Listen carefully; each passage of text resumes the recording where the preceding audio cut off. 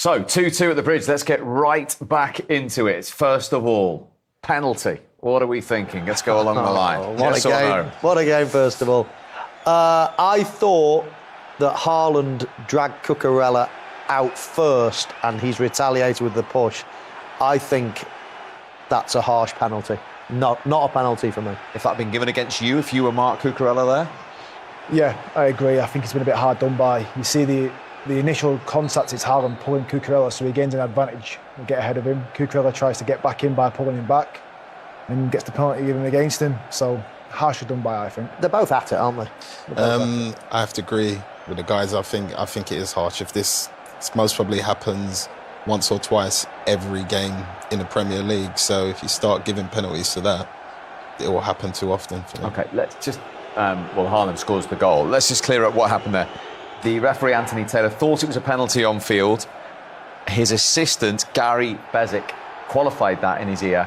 And then Jared Gillett in VAR checked and he was happy. And obviously, Haaland dispatched it. You're happy with that process? Yeah, but what I would just add to that is if the referee didn't give it, I don't think they would have gone to VAR and said, go and check it, it's a penalty. I just think it's one of those which, whatever the on-field decision was, that's what they were going to stay with. I think we agree that Haaland was fouled, but it wasn't. Yeah. The initial foul was on Cucurella before Cucurella then fouled Haaland. OK. Exactly. What about Chelsea's response? The corner from which they scored from a fabulous save, first of all, from Ederson. It's a magnificent save from Ederson. Obviously, Reece James, he's good, but the run from Thiago Silva here is brilliant. And where he puts the ball in that side netting is such a hard task. Yeah, this is the area that he's aiming for. It's really interesting. Alvarez actually gets dragged out to start with. And then there's some real blocking, grabbing from Cucurella. And that's what enables that space to be attacked. And who better to attack it than him? I mean, he's only this... Yeah, he scores so many headed goals. So it was a well-worked corner kick from Chelsea. Yeah, but I'm sure it's something they've worked on. They had the two lads in the front zone, blocking, grabbing, whatever you want to call it. But then a fantastic header from Thiago Silva, who's done it many times. Who now is the fourth oldest goal scorer in Premier League history. Then they took the lead. Raheem Sterling's first goal against his former club. How did you see this one?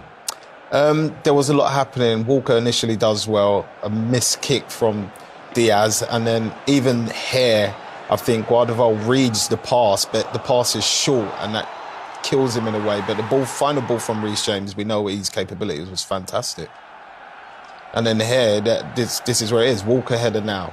Diaz is there, miss it. He's got to clear that for me. And you see, Guardiola, he goes, so he reads the pass, but the pass is kind of under hit, and Reece James latches onto that. And as we know, Sterling at the back stick, and calm and composed taps in. Walker, ball watching, James? Yeah, I think he's expected Guardiola to deal with it. Yeah. But I think you've got to defend the maybes, as Sean Dyche would like to say. And he doesn't there, and in that circumstance, Sterling gets a tap in like he does. So, Akanji scores then right on the stroke of half-time. What about the way Chelsea defended this? Yeah, so I think you see Enzo Fernandez sort of guesses that it's going to get squared, so I think it's Foden on the edge and he rushes out, leaving his man Akanji, who then is free in the middle of the box, and it's a terrific header, but his marker's gone, so he's got a free run at it. But it's a terrific header because they're not as easy to look. Yeah, it was a good spot from James. He spotted that, saying he was going to be passed across to Foden, and then he leaves his man, but take nothing away from Akanji. It's a lovely header, makes it look easy. So, you've come back, Manchester City, at an important time there, right on the stroke of half-time. No better time to equalise in a way. I think they can regroup now. Pep we know what he's like. He will have noticed things within that game that he would want to change. And hopefully they come out and start the way they finished. OK, so it is beautifully poised at half-time at Stamford Bridge. As well. Yeah, a big moment for those two former City players. It's worth just looking at this in case you forgot how the game went. 1-0 City from Haaland's penalty, then 2-1 to Chelsea, right on the stroke of half-time, City level. Then 91 seconds into the second half, Haaland again. Then back came Chelsea for 3-3. It looked as though Rodri's deflected shot had won it with 3 minutes of the 90 to go.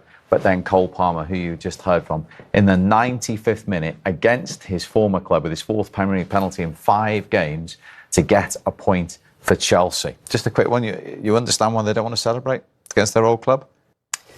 Sort of. Yeah, a little bit of mark of respect. Sort of, I say, because I think it's all, you know, you're at a new club now. They're your new teammates. It's your job. You should be happy to score. Of course, I don't advocate running in front of your old fans and rubbing anyone's nose in it, of course. But I do think that your new fans want you to celebrate with them, with the teammates. So I wouldn't never hold it against anybody that celebrated after scoring against their old club. Okay, right. Are we all okay with the awarding of this penalty in the 95th minute?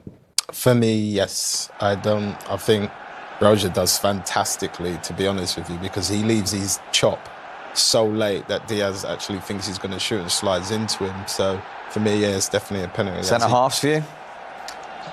Yeah, I mean, what is it? 3 minutes left in the game. Strikers looks like he's in about to shoot. You panic and rush back in and try and get in the way of the ball. And when you go in like that, you did get a little bit of the ball, didn't you? In your mind, you think, I've got to get this. I've got to really time this. Yeah, you do. I think probably Diaz will say himself, he's just wanting to get in the way of the shot. He's not expecting a chop in that moment. You're expecting him to strike it. And it's fair play to Broja. He fakes a shot. Diaz comes flying in and fair pen. Yeah, it's a definite penalty for me. I think, you know, Diaz does get a touch of the ball. If the ball then moves into an area whereby a shot on target can't be taken, then of course that's enough of getting the ball to say no penalty. But he just glances it, and Broja's still about to have a shot, so it's got to be a penalty when he brings him down. And the coolness of this guy is unbelievable. Listen to this. He had a 4-minute wait in the 95th minute against the club where he spent 15 years. Give us a sense of the mentality and the calmness he's shown there. That's him. He's from when I've met him, the way I've seen him play, he's a very, very laid-back person. He seems to take everything in his stride, and any pressures that are there, he welcomes them. Like, for him, that he would have enjoyed that moment, not just putting the ball in the back of the net, being that person that they've lent on to take that penalty.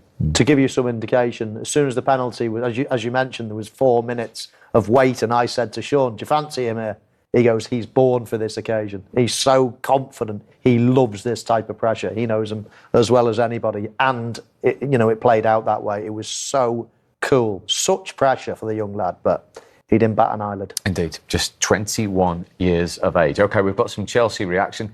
Here is some Manchester City, Tom, because this is the man who thought he'd won it in the 87th minute. Rodri. Rodri, what a crazy... But... we have the feeling sometimes when we are not ourselves that the result, of course, we want to win is important, but we know if we want to win what we have to do. And I think, of course, big credit for the opponent, because they also have good players, and they play here at home, they make pressure. We're the treble winners, everyone wants to be there, so it's the situation, but we go to the national team with 1 point ahead, first in the league, so refreshed to the comeback. Well, he says it's unusual for Manchester City to concede 4 goals. September 2020 in any competition was the last time that happened. So let's just go all the way back to Manchester City's penalty. It's important to remind ourselves of the story of the game. And we're still a little bit undecided whether you're happy with this awarding of the penalty. Well, of course I'm happy. I'm a City fan, so if they get a penalty, I was always going to remain neutral, Sean, but away you go. I was always going to be happy, but no, for me, I think it is a bit harsh. There's pulling on both sides of it, but it gets awarded to obviously City at the time, and if you keep giving these sort of fouls, then I've said it before, there'll be too many of them going on within the Premier League. But once it's given, it's there. But it's the last tug, I think, more than the first two. I mean, James, you're involved in this type of thing all the time, aren't you? In the penalty area with attackers. Yeah, exactly. And I think Cucurella gets punished for the last foul, but there's probably 2 or 3 fouls on him before that, or either way. So it seems harsh to me. It seems very harsh. Cucurella just tries to redeem himself after being fouled, and it goes against him, and City go 1-0 up with the penalty. What about this with Doku pushing into Cucurella? Yeah, there's a couple of different things that you can watch, analyse, discuss. There was definitely a little shove, but probably not enough. Both players, get up onto their feet. As James said, actually, at half-time, if one of them stays down and maybe even holds his head, then that game probably gets stopped. And then you see that the shirt pulling is happening at quite an early stage. I actually think it's Cucurella that puts his arm on Haaland first, then Haaland pulls him back, and then Cucurella pulls him back again. So there was a lot of shirt tugging there. The referee's obviously landed in favour of Haaland.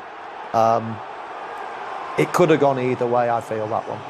10 out of 11 Premier League penalties for Erling Haaland. Yeah, not as comfortable or not as convincing, I should say, as the penalty at the other end at the end of the game. A little bit scuffy, but hey, who cares when it hits the back of the net? Yeah, you've hit the back of the net this season. What about Thiago Silva for the equaliser from a central defender's run and positioning sense? Yeah, we've seen it through his time in the Premier League and even before that, across that front post, and he timed his header perfectly because they're not easy, them. Great run, great timing, and good contact to get it across the goal and into the far corner. Yeah, this is what we looked at half-time, Steve. This is the area they're trying to hit. Just take your eyes on Alvarez getting taken out of that area. And then Cucurella again was pulling Rodri away from that. I actually think Rodri might have got to the ball if Cucurella hadn't seen it. I'm sure VAR looked at it, didn't think it was strong enough case to disallow it, and it's a well-worked goal in the end for Chelsea. What about 2-1 Chelsea from a City point of view, first of all, the way you conceded it? I think these were the mistakes that I think Rodri highlighted, the missed kick here. And then it goes through. And for me, Cole Palmer does the right thing. Reece James is perfectly run, but Guardiola, he reads it, and it comes obviously short. And Reece James plays a fantastic ball across for Sterling, and it goes in the back of the net. Yeah, I think Kyle Walker on the back post here. James, probably you're the man to describe this. He's in the best position here, but he ball watches. Yeah, just before that, he's got the advantage over Sterling in terms of he's ahead of him. Switches off ever so slightly, a moment of lapse in concentration, and Sterling's scored a lot of goals in that position for Man City. And he comes back to haunt them and gets one at the back post for Chelsea. It is a typical Sterling goal, that, isn't it? And that's not to be, have a go at him at all. I mean, if it was that easy, everybody would be doing it. But he scores an awful lot of goals from 2-3 yards out. Probably developed that side of his game, actually, at City. Because he never did it so much at Liverpool. Developed it at City, and he's still... And England as well, he scores a lot of goals, or did score a lot of goals, from 2-3 yards out. It's a real knack to be able to do that, and that's how you get your numbers up. That seems a ridiculous question to ask, because Erling Haaland's up to 49 Premier League goals now in 48 games. A long time since Haaland actually put City in front from the penalty spot. JB, you called it live, and you thought there was a question to be answered about who was actually fouling who at the start of it. But given that it was given on field, can you understand why VAR decided there wasn't enough evidence to say clear and obvious error? Yes, and maybe I didn't make that clear enough on commentary. I just thought, I just felt for Cucurella. There's no doubt he started by almost trying to be tight with Haaland, just keeping hold. We've all been there as a defender. And then Haaland's almost just, not throws him to the floor, but just uses his power. Almost like, get off. And I think that's why he gains that advantage in terms of getting in front of him. So, yeah, I can understand why VAR haven't overturned it, but I just felt a little bit, maybe being a defender in that position myself. So you just see them both have got hold of each other there. There's nothing wrong, both doing the same thing. And it's just that probably extra bit of strength from Haaland throws Cucurella out the way, hence why he finds himself ahead of him. We questioned as well earlier in that move, Daniel, whether Caicedo had, put Reece James off here, or whether actually he'd been shoved into him a little bit. Well, yeah, I think he has eased into him a little bit, and maybe the momentum of the speed of how it went down, that's what put Reece James down now. But if Caicedo doesn't go in, does James actually clear that in a quite straightforward manner? Danger gone? I think he would, yeah. So, maybe that is something that, they could have looked at, but in the end they didn't. So, I think they made the right decision in the end in terms of allowing Chelsea the opportunity to get the penalty. I personally felt as if, when I watched it, that it didn't quite feel as if Haaland would have headed the ball, but the referees have a decision to make. They felt like they made the right decision, so it is what it is. And we have seen today two brilliant exponents of penalties, haven't we? First of all, Haaland. Yeah, cool as you like, slid bottom bin, and the power of it, just really composed. That's what it's all about in those moments, composure. Just makes it look so easy. But how good were Chelsea, Micah, having gone a goal down through that first half? Yeah, I just thought they kept on coming and coming and coming.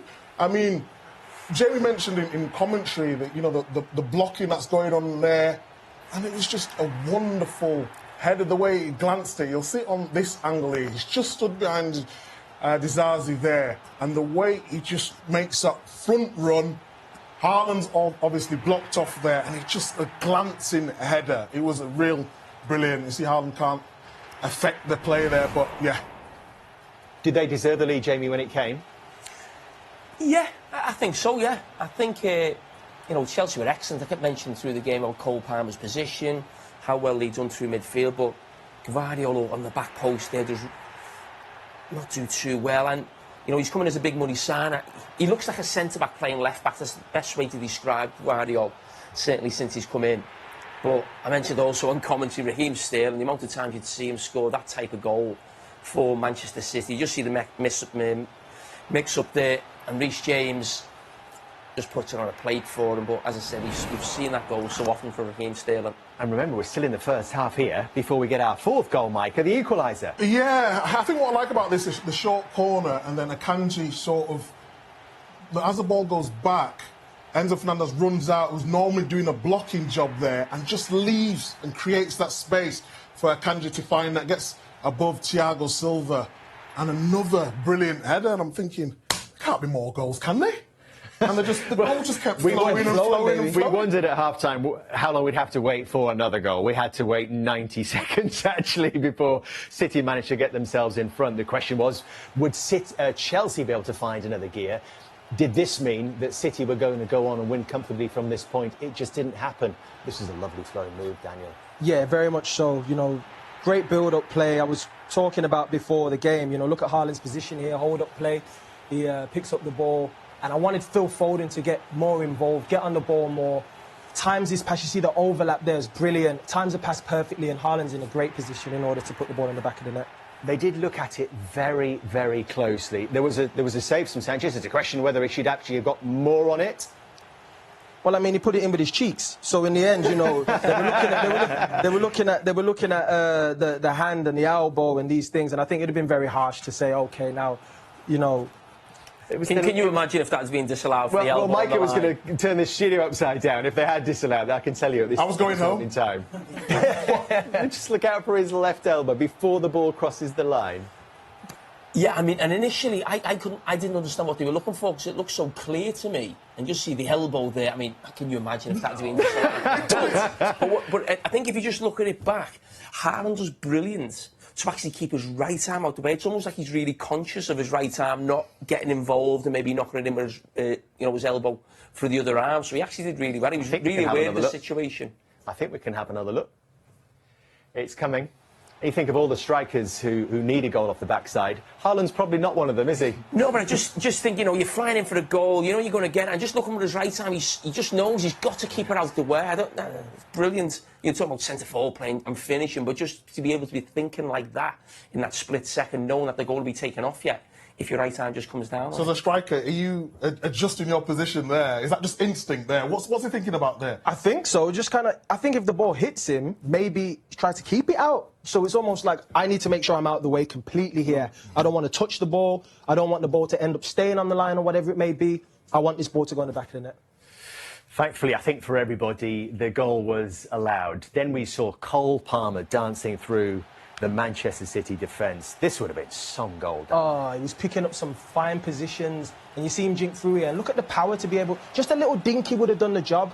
It was a bit off... Did he lose his footing a little bit? Yeah, it was a little bit off balance, but you see, on the half-turn, he picks it up and he's jinking through. Shows a lot of power here to get out of these guys. Just a little dink would have done the job, I think. The keeper was already down, and that would have been probably the right finish to do there. So how pleased were you for Nicholas Jackson to get himself on the score sheet again? 6 in 11 now. Yeah, very pleased for him. I think, he's had opportunities throughout the season. There were a lot of questions about his composure and his finishing and can he do the job.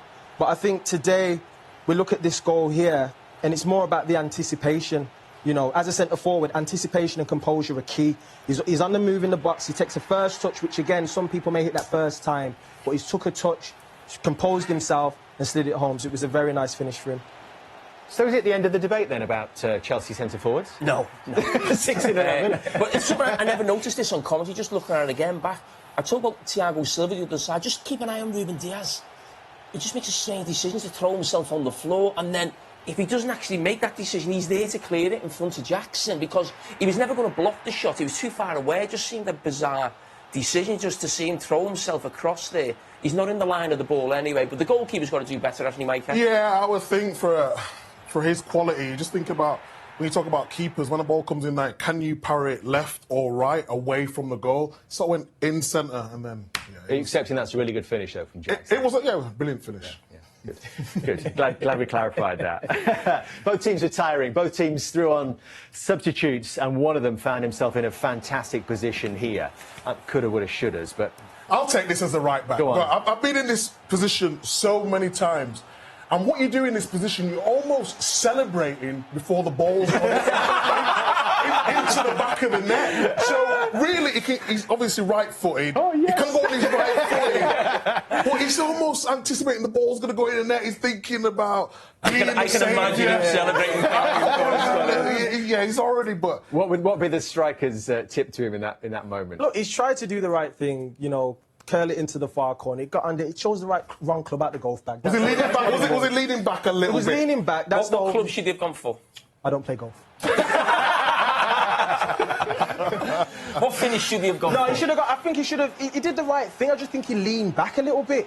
So you know, if he keeps his body over the ball, maybe he would have been able to keep it a bit lower. And again, what we saw earlier running, that the keepers may parry it, and then you can get the rebound. That's the key in those positions. Unless you're going to really pick the perfect spot, it's always about keeping it low and trying to make them make saves. So at least your mate can get a rebound. I'm just thinking now what celebration it would have been. It would have been amazing.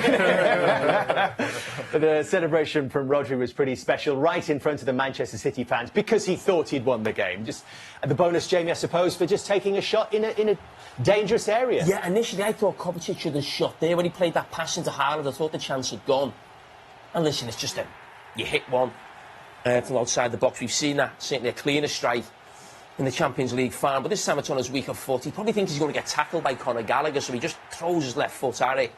And just that little nick off Thiago Silva. Can I ask you questions about defenders in those moments, right? Because you see this a lot where a guy's taking a long shot and you stick your foot out. Is that what is that? Natural reaction. Right. Because I'm not saying you want to be the hero, but you taught to put your body on the line, and as the ball comes into your area, the first thing you think is just, I've got to get my legs out. If it's going past me, can I stop that ball from going in the back of the net? And that's happened to us so many times, Jim. Yeah, it has, but it's not great from Thiago Silva because it's almost not one thing or the other. He's not throwing himself at it to block, and he's not letting it go and backing his goalkeeper. He's almost just dangling a lazy leg. I think I said on commentary. Well, that phrase, that phrase. Hopefully, that your microphone is still working. But the phrase "lazy leg." I mean, could you actually choose a different phrase to describe it for a 39-year-old? Yeah. In the 90th minute. I mean, of the game? listen, I don't like being critical at all of Thiago Silva because he's fantastic.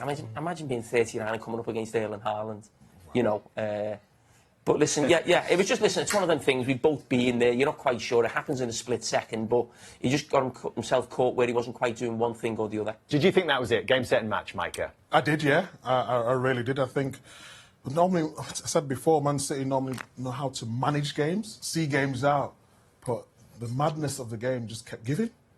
It was crazy. And it was another substitute. Talk us through this, Daniel, and Broja's intervention from the bench here. Well, you see, when the moment happened in terms of the incident, it's a fantastic ball from Raheem. Nice little dink there. And he's almost took the touch and trying to slow his body down. And, like, those little moves that you do where it's like, oh, I'm going to shoot, it creates the defender to make a challenge this late in the game and takes his leg out. And, of course, it's a penalty. But fantastic first touch. But it looks like he's about to shoot. It is a little bit of a reckless challenge, to be honest. But I understand why he has done it. You've explained, you know, from a striker's point of view. But 92 minutes on the clock, and you're thinking, just throw your body on the line. And it was just an exquisite touch which takes it away from him, Jamie. Yeah, I mean, listen, it's rash. We just highlighted it before. I mean, I love Ruben Dias, and he's one of the best defenders in the Premier League, but it is really rash. But what you've got to say is credit to Pochettino and credit to Jackson. Jackson he's got two strikers up there, so they're taking the two centre-backs. Jackson makes a really good run, drags one of the centre-backs across. Diaz has to come across, hence why he finds himself in between Kyle Walker and Ruben Dias with that space. Just keep it so you've got two strikers there. What's the run of Jackson now? He just drags Ruben Dias 2 yards one way. Kyle Walker's coming across, and then again it's very rash, it's panicky late in the game, but credit to the Chelsea manager. And to Cole Palmer as well, who had 2 minutes and 43 seconds to get his head around the fact He's grown up as a City player. He's left them this year to join Chelsea. He's now, with his team 4-3 down, in injury time. He's got the chance to change the course of this game. What's going through his mind, Danny? He said not very much. You know, for those 2 minutes and 41 seconds, it was like he was in an igloo. He was just cool, calm, collected, stayed away from the vibe, tried to compose himself, keep himself on song. And when he ran up there and took that penalty, you could see how much conviction he took the penalty with. It wasn't like a lazy one. It was, I'm going for this, and I'm putting it there. It was composed, man. There was so much conviction. And I think I said on commentary about sort of the arrogance of it, sort of his celebration afterwards. Well, he said, Jamie, in his interview, didn't he, that he doesn't practice it. This is natural ability, the instinct that he relies upon. I think to go into a football club at such a young age, and a club that has spent hundreds of millions on players, and to say, you know what, I'm taking the penalties. You know, you think of the money they spent on lots of players there. I think there was an incident, you know, with Raheem Sterling, and that's why he's on the penalties. I mean, what's he got? 4 now? 4 out of 4? 4 in 5 games. But, I mean, I think that tells you a lot about what his character's like, the fact that he's come into this football club and, you know, wants the responsibility. And it feels like when Chelsea are looking for a goal, it's, I'm getting the goal, I'm getting on the ball, give me the ball, I'm going to do something. Can you imagine staying that calm in that moment? You're asking the wrong person. When it comes to penalties, and what I like about Cole Palmer, because it was obviously difficult coming through the Manchester City academy, and like I said beforehand, you never want to see academy player leave so soon. You want him to play at Manchester City and play loads of games like the likes of Foden. He was going to be the next Foden, but he's seen the opportunity, and you always say, Cara, young players have got to play games. He's gone down, you know, playing for a team that's fighting relegation. He's gone for a team that want to be in the Champions League, and he's just stepped up. And it's not just his composure for the penalties; it's his all-round game. Like week in, week out, his performances have been fantastic. Whether he's playing on the right, where he goes in the middle.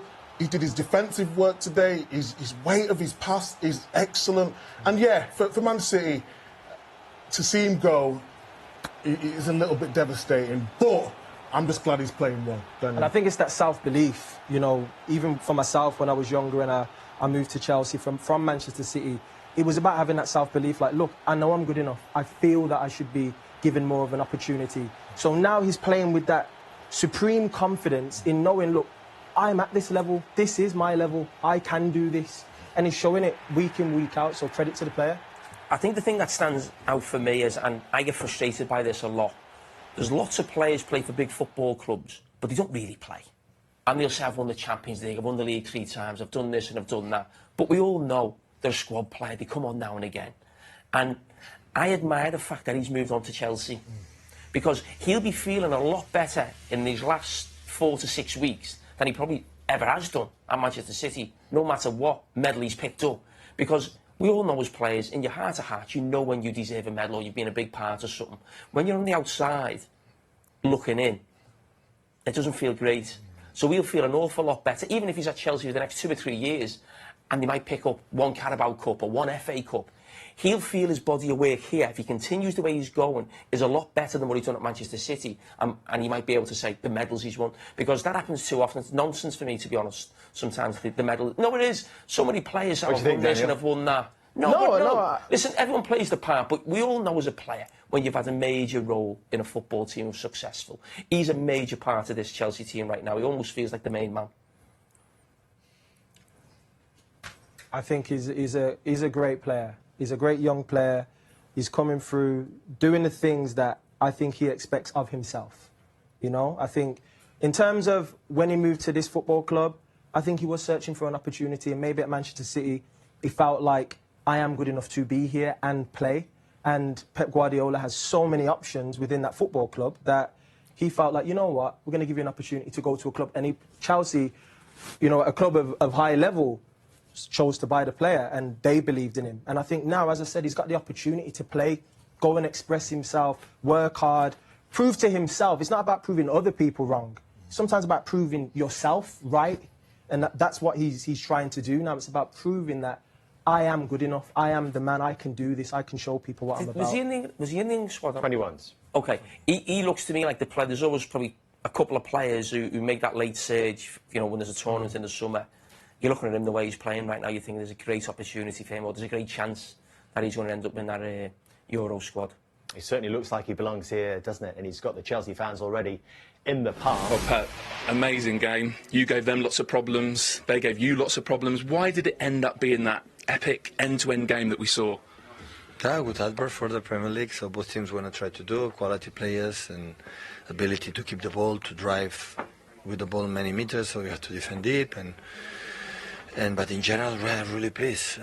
So nothing to regret. So we did everything. We could do better. Some mistakes, but they happen when the opponent bring you in the, in these conditions, the high level. But happy for the. We were close, but 8 minutes extra time, 9 minutes extra time is almost, a lot of time. And yeah, I think it's fair result because we have our momentum, especially when the 2-3, not to have 2 or 3 transitions that could kill the game because still 30 minutes to play. But in that moment we were close, it was control, and after we made some bad decisions or good decisions for them, and we draw. I had the feeling throughout the match almost, like I think within 3 or 4 minutes you called Haaland over to relay a message to Alvarez, and then I think Diaz came over a little bit later, Walker, changed Grealish for Doku quite early in the second half. I just had the feeling that you were trying to maybe fix something or figure something out to give your team greater control. Yeah, simply, yeah, always you have to think about it, what we can do and getting better, but guys, if people expect what we have done, we come here for to win 0-7. That is not going to happen. So they try to rebuild from new era from Chelsea. They everyone the players that they have and they have a top quality team. So we knew it and we compete and still have this desire, hungry. So yeah, in that terms, no complaints. The ex-City lads caused you some problems, didn't they? Raheem Sterling and Cole Palmer. Yeah, they are really good players. That's why they help us a lot to win what we won. They are part of that, so they are really, really part of our success. But at the end, both they won more, and they decide to come here. I mean, Chelsea have got a lot of quality in midfield. Was it a real challenge to try and control midfield today? Always, yeah, like chess. You control the middle, so you control the game. So. But they have, listen, when the middle have Gallagher, Caicedo and Enzo and Cole when drop, or Raheem come more inside and can keep the ball and run, so they are so dangerous. So they are a really, really good team. So there's no doubt here Liverpool couldn't win, Arsenal, they were much, much better than Arsenal, and at the end Arsenal draw at the end. So it's Chelsea, go away, and the people believe. So I'm not going to say what Chelsea has done to do what they are right now as a team. And it's getting better because the teams they play good with a physicality, they have talent, they have speed, they have bench, they have a lot of things. So Chelsea is built what they have done and decide to do for the next years to be there. I always have been. So important is going to national break, top of the league. I couldn't expect after the Arsenal game when we lost and we were qualified for the Champions League. We're top of the league. Where we come from. Wow, that is really, really good. And now rest, hopefully they can bet fit, and the next games that they are really, really tough. So overall, were you reasonably happy with your team's performance? We just had Rodri in for an interview, and he said it just became a bit their type of game, a bit transition heavy. You have to know something. Always I'm happy at that team. Will be not polite and not respect for the players what they have done for me, for our club, for many, many years.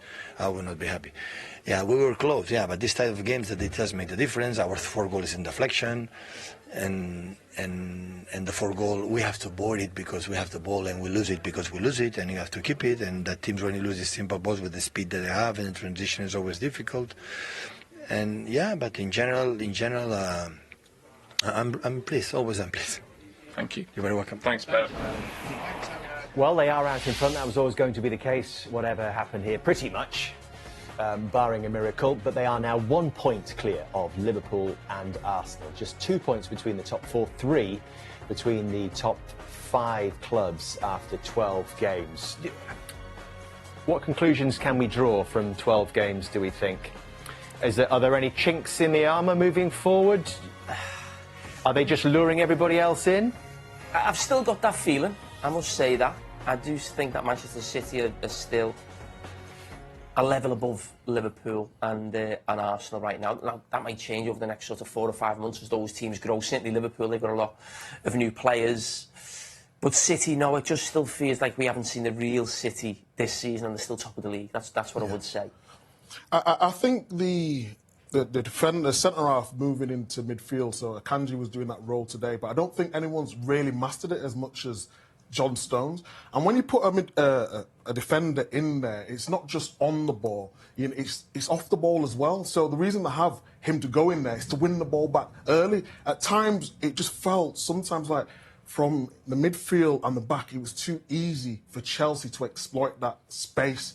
If it was one negative I could give to Man City. Have you seen anything, Daniel, either today or across the first 12 games that makes you think they are not on course for a unprecedented 4th successive league title? No, I agree with Jamie, to be honest, and Michael. I think we haven't seen the best of them yet.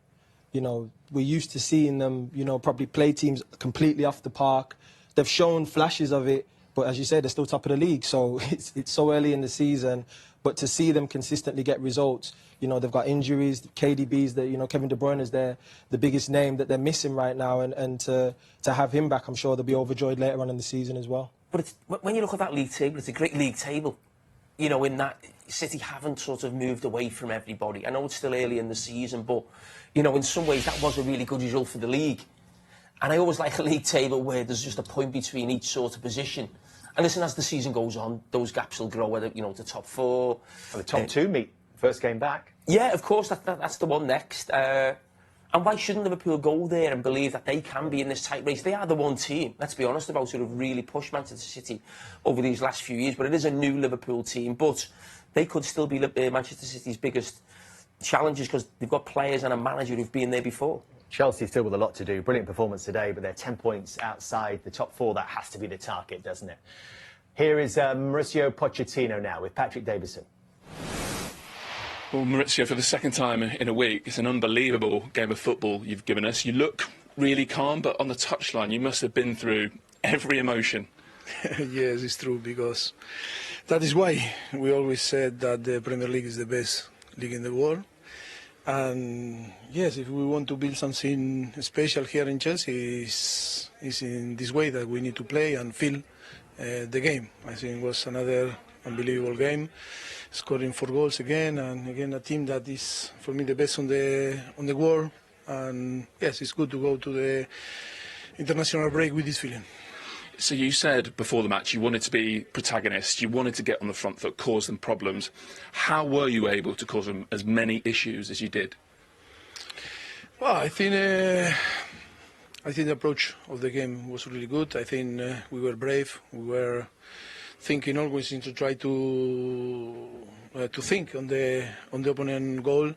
That is the idea of football. That is the idea of mentality.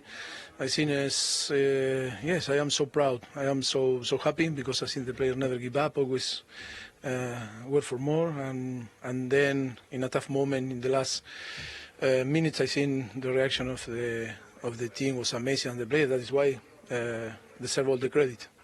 With Cole Palmer sort of tucking in to make it a 4, were you able to give them a lot of problems in midfield?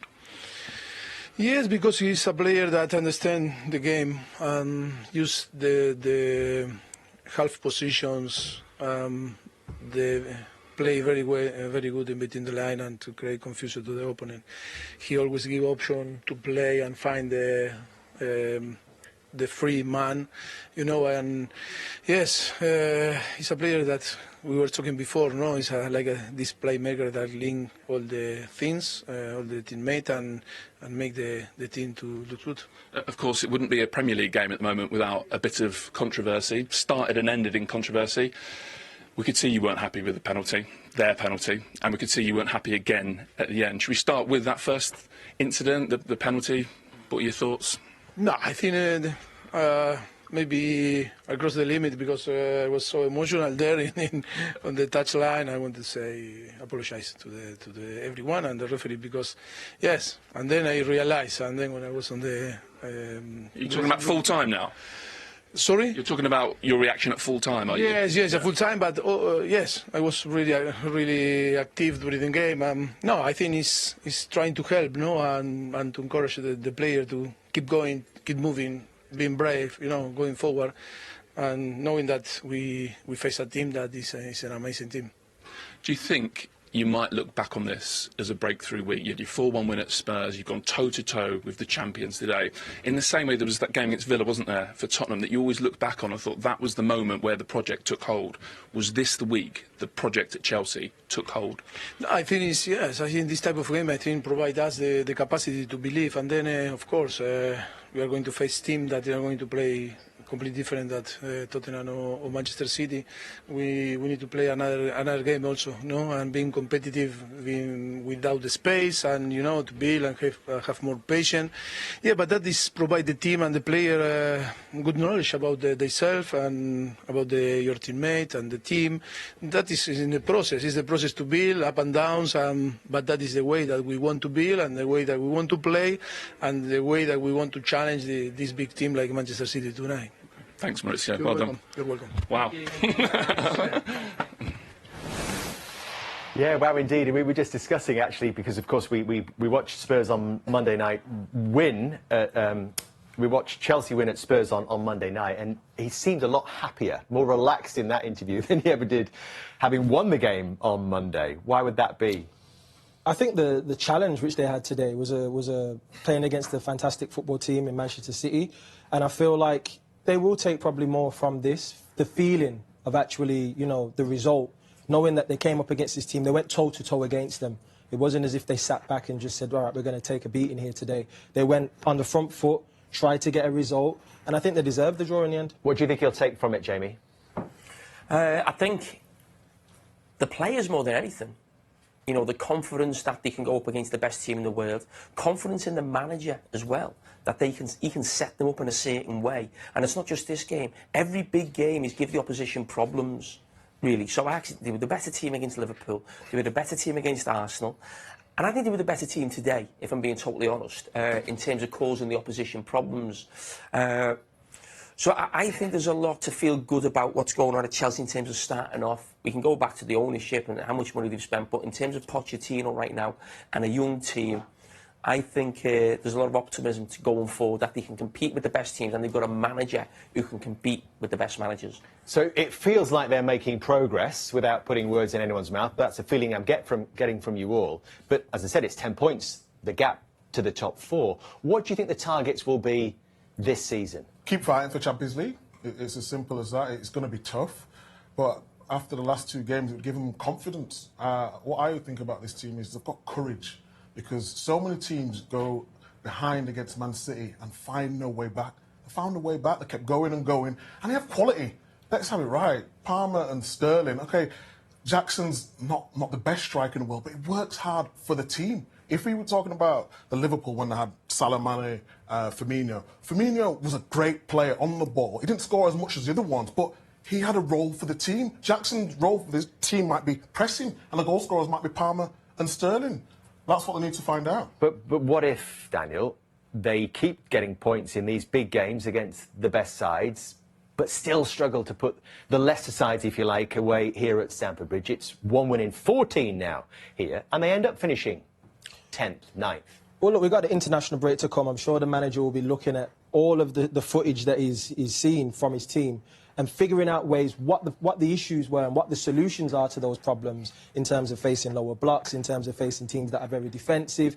What type of things can we create with this group of players that I have right now until maybe transfer windows come and they can bring in players that he wants to have that can instantly implement his style. But I think they'll want to try and find solutions to break those teams down, and I think they will as time goes on, because you can see when they play against the top clubs, they are performing and they are showing that they are capable.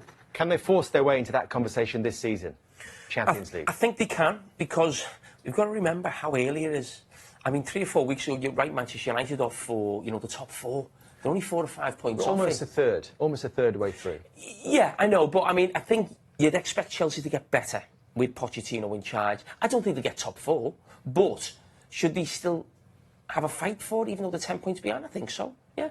I think you're not competing against the best teams in the league when you're going for top 4. So at times they will drop points as well. You know, so it's not like a team going for a title who more often than not win most weeks. So that won't happen. You saw, you know, this weekend, you know, Newcastle have lost a game, Tottenham have lost, and I still think they'll be involved in a top 4 position. So that will happen over that weekend. People in those positions will drop points, 2 or 3 of them will. So, yeah, listen, there's still a lot for them to do. You look at that record, 1 win and 14, it's nowhere near good enough. But there's certainly, in terms of, you know, Pochettino as a manager, he'd be the biggest thing that would make me believe that there can be some sort of challenge. But and that's the ultimate aim, really, here with this level of investment, this huge recruitment project, is to be challenging for the biggest titles, the Premier League, Manchester City. How far away is that?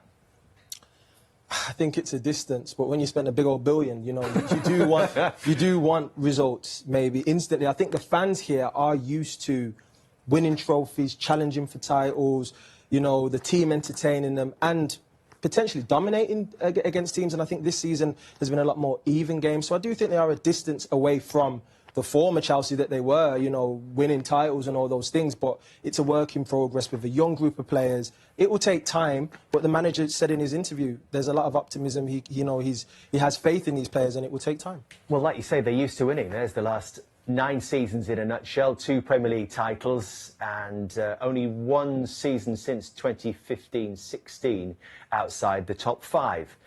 And that, of course, was the mess of last season. In that time, you're throwing in Champions League, domestic honours. Is there going to be the patience, Micah?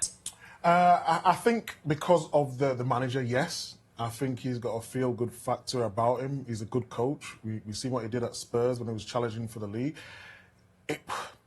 How long, I don't know, but I think over the next 18 months, he'll give a right good go. And don't forget, we've got transfer windows. Come January, if they're thereabouts, they'll go spend money. Are you talking about the manager in terms of patience? No, I'm just talking about the whole project, if you like. The best thing about Chelsea right now is Pochettino. Not the players, not the owners, the manager that they've got. That's the most important man. That's it. When you talk about Chelsea getting back to winning trophies, the best option they've got right now in terms of manager, I'm not sure they could have got a better manager than what they've got. You know, Pep Guardiola and Jurgen Klopp are at clubs. So Pochettino is the best manager available for them right now. And he is the most important and the best thing about Chelsea right now. So everything around him has to improve. By project, I mean they've set this course of trying to buy the best young players across world football. If that's going to happen, surely they need time. We know now that hasn't worked. It's been a mess. It's been a disaster. It hasn't worked. But is this evidence that it's actually getting better, that they are making progress under the right manager? That's because of the manager. So the manager, I think, in terms of the big games, can't get any more out of those group of players. And if they are to get, you asked before how far away they are from Manchester City, they're miles away from Manchester City. So would you support Micah's view that then you have to target more spending in January? 100%. Goalkeeper, striker, centre-back. I think the key is identifying the players that Pochettino wants to play in his system. I think that's the key. When you talk about Liverpool, you talk about Manchester City, I think the players that they go for and the ones they sign typically are ones that are the design of players the manager wants. So I think that's the thing that Chelsea will need now. A lot of these signings were obviously before Pochettino got here, so these players aren't really his guys. Yeah. There's going to be players that will come in, that he'll want, he knows what they can do, or he feels he knows what they can do. And I think that's the most important thing now, getting players that he wants to say, yeah, this is the guy I believe that can make us, fill that space and make the difference. Who else goes into this international window feeling really good about themselves? What about Aston Villa, 5th right now, 25 points on the board and equaling a 40-year record today with a 13th successive home win? I can't believe what Emery's doing. I think it's sensational. They've got some good players, but to sustain it for as long as he has, and the football that they play, we talk about systems, they've got a really good system. We've got players who have been there, like the likes of John McGinn when I was there. He's flourishing under a new manager, and they just managed to keep going and going. I think you could make an argument that Unai Emery is possibly the 3rd best manager in this Premier League, in that you've probably got Klopp and Guardiola, Champions League winners. But when you actually look at the body of work of Unai Emery, not just at Aston Villa, you continually win, Europa Leagues, teams he's been at, even like sort of Mikel Arteta and probably even Pochettino. haven't got that sort of CV in terms of winning trophies. Just if we could just put the table back up for a second. I just want to ask Jamie this question about if we sort of separate that top four. And fifth, it looks like there's every chance, Opta saying it's about a 78% chance right now, that the fifth place team in the Premier League next season will be playing Champions League football, depending on how they do in this season's Champions League ultimately. Who takes that fifth place? Do Aston Villa finish above Manchester United and Newcastle, Brighton, West Ham and Chelsea? I think right now, not just right now, if you look over the last sort of 12 months since Unai Emery came in, if you're talking about Manchester United, Aston Villa are a better coach team than Manchester United. There's absolutely no doubt about that. Who would you back over the long run? It's a close call. I do agree. You know, before the season started, at the launch for Sky, I said I think Villa are a really good team and they'll surprise people this season, and they're showing it. You know, Jamie's talked about Unai Emery, and I've heard from a lot of players how good of a coach he is. You know, he's worked at some big football clubs as well, so make no mistake, there's a lot of owners out there who believe this guy can change the landscape of their football club. You got Man United in there, and I think they are getting results. They're not playing great football at the moment, but I think they'll be probably a little bit happy with where they are, considering how they've performed. So they're well within a shout. You've got Newcastle, who are, you know, sometimes they're good, sometimes they're bad. So I think it's going to be interesting. You know, it's going to be a great end to the season, but it's very early. What's your call, Micah? It's too hard to say. I think it depends on injuries. Newcastle was absolutely firing. They've got a few injuries, and they don't look the same. But wasn't that always going to be the case? The Champions League, they're still in the Carabao Cup as well. That's what was going to always hinder them this season. Maybe Villa. I mean, sounds silly. The problem Villa might have is I think they'll go far because of the manager that they've got and his quality in European football. I think they'll go really far in the Conference League. So I think in the second half of the season they'll be playing a lot of Thursday, Sunday. In terms of Manchester United and Newcastle, there's a good chance they may not even have Europe in the second half of the season. They may finish bottom of the Champions League groups and not even, you know, go into the Europa League. So that could be a deciding factor as well. We've got a couple of weeks to polish up the crystal balls, then we'll have another go at the other side of the international break. A bit early, isn't it? When the games are going to come fast and furious.